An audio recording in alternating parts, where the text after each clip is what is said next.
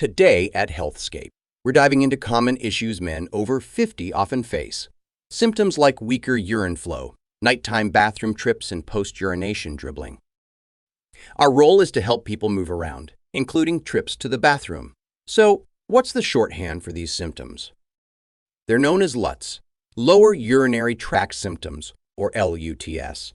Maybe we can think of a C to round off the acronym.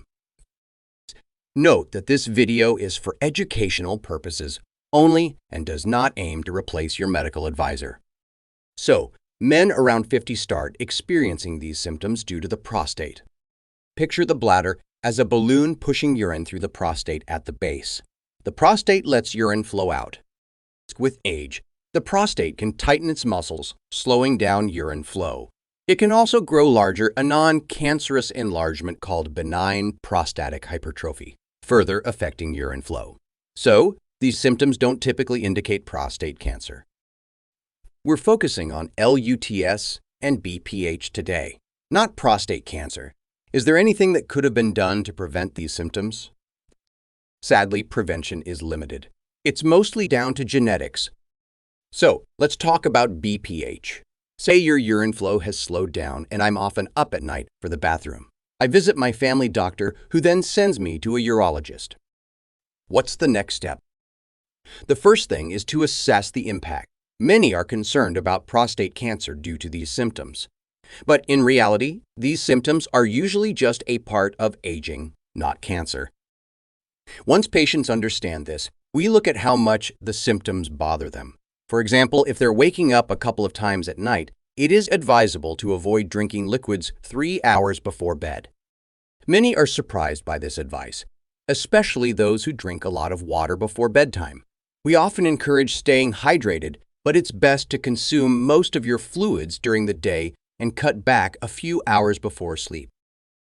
Alright, so if you've tried cutting back on fluids before bed and you're still facing issues like frequent nighttime bathroom visits, slow urine flow, or feeling like you're not fully emptying your bladder, then it's time to consider medication.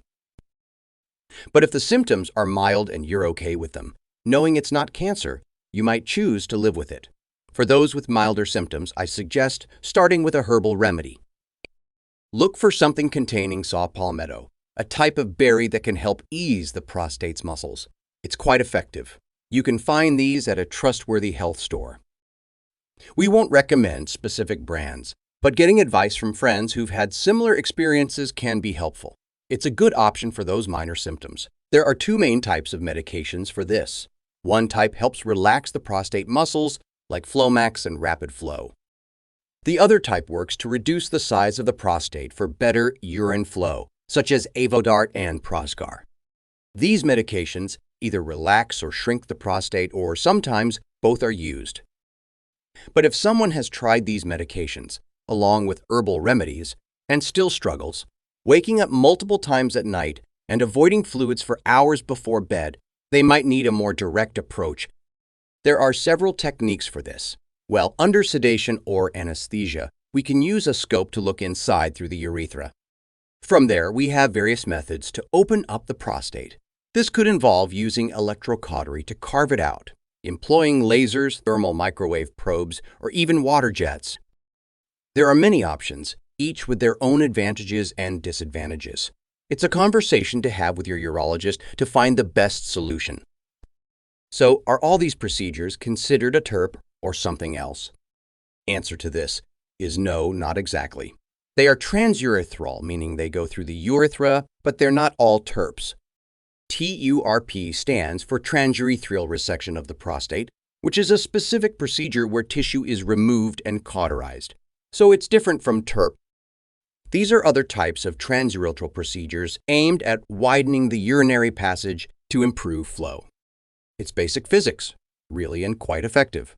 However, a common side effect is the loss of ejaculation for most men.